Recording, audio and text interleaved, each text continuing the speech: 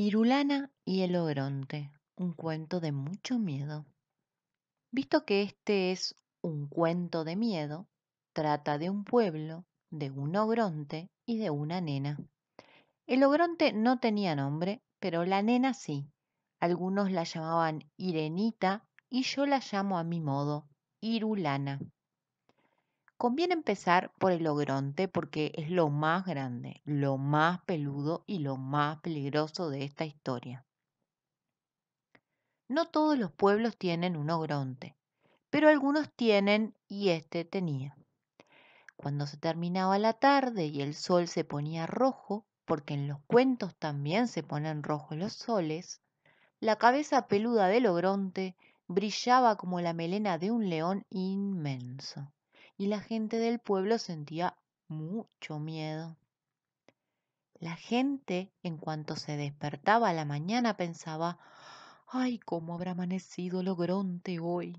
Era importante saber cómo había amanecido el Ogronte. Por ejemplo, si el Ogronte estaba resfriado, había que reforzar las puertas y las ventanas para que no se abrieran de golpe con los estornudos. Y no se podía sacar a pasear a los perros demasiado chiquitos porque podían rodar calle abajo y volarse hasta la orilla del río. En cambio, si el ogronte se ponía a picar cebolla, las cebollas crudas y las nubes del amanecer bien cocidas son las comidas preferidas de la mayor parte de los ogrontes. Había que salir con botas y hasta con botes, llegado el caso.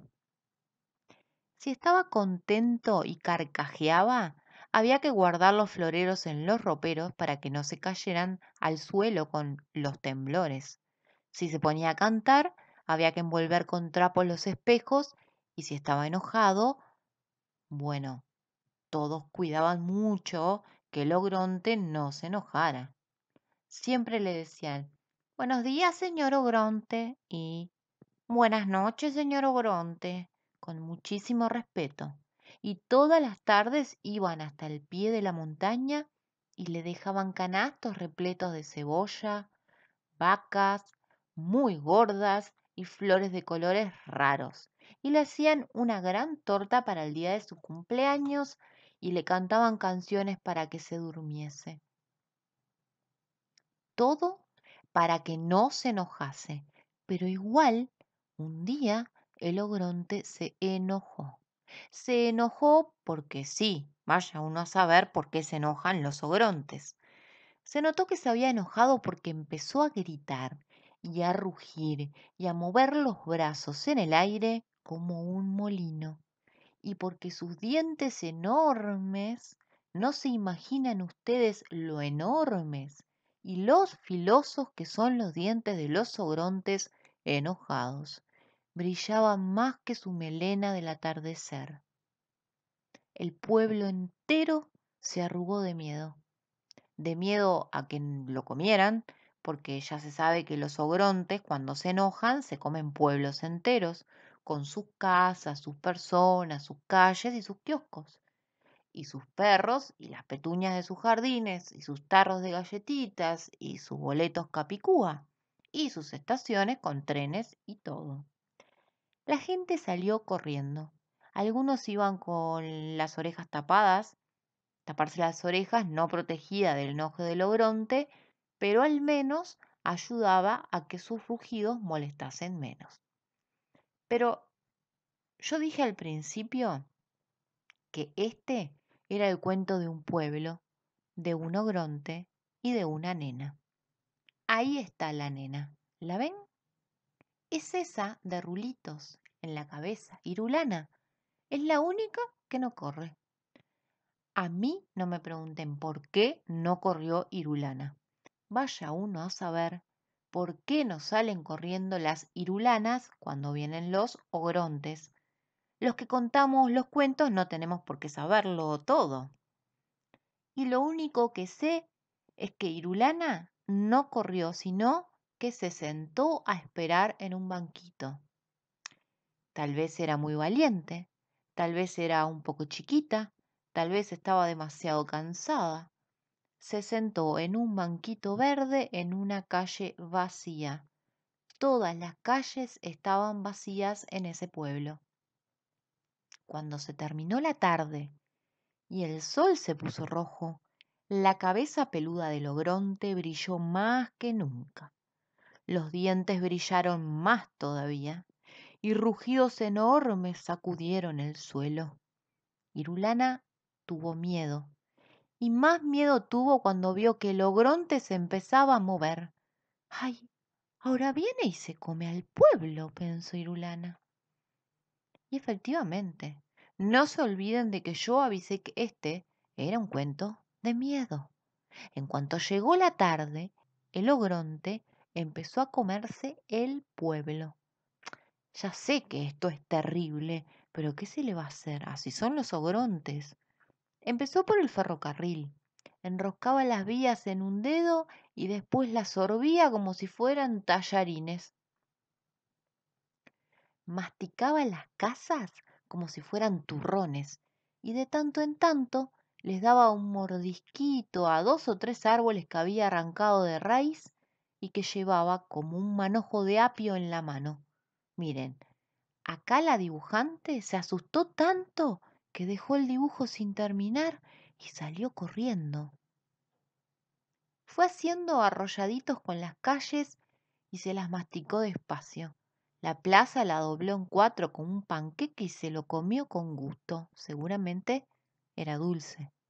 Si alguna petunia se le escapaba de la boca, la empujaba con el dedo hacia adentro y comió y comió. Se lo comió todo. Tengan en cuenta que los ogrontes son muy grandes y este era un pueblo chico. Bueno, ahora el que se achicó es el cuento, porque empezó con un pueblo, una nena y un ogronte, y ahora ya no hay más pueblo.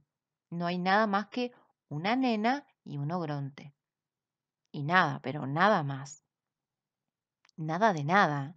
Ni un arbolito, ni una petunia, ni un vestidito de muñeca, ni un colador de té, ni una polilla, ni la pelusa de un bolsillo. Nada más que Irulana en su banquito y un ogronte enorme, aunque ustedes no lo vean porque el dibujo se termina antes, está bostezando. Está bostezando porque a ese ogronte siempre que se comía un pueblo entero le venía el sueño, pero Irulana no sabe que el ogronte bosteza.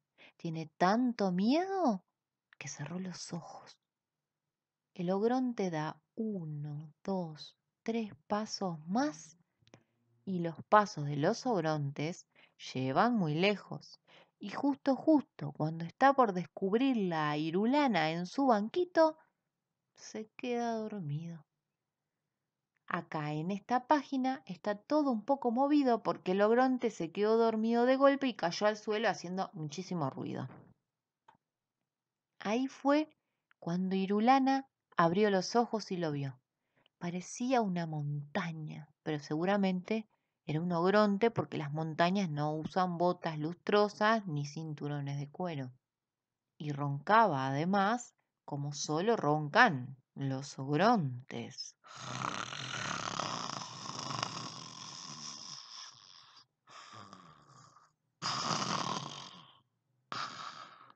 Irulana era una nena valiente, pero también era chiquita y se sentía sola. Cualquiera se sentiría sola en el lugar de Irulana. No tenía nada en el mundo, nada más que un ogronte dormido y un banquito verde.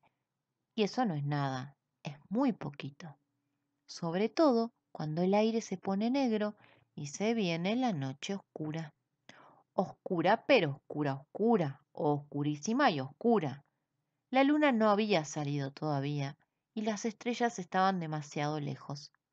Esta página de acá está toda oscura y toda vacía. Así de oscuro y de vacío estaba el mundo. Entonces, Irulana se puso de pie en su banquito, que como estaba tan negro todo, ni siquiera era un banquito verde, y gritó bien, pero bien fuerte, lo más fuerte que pudo gritar: ¡Irulana! Eso gritó una sola vez.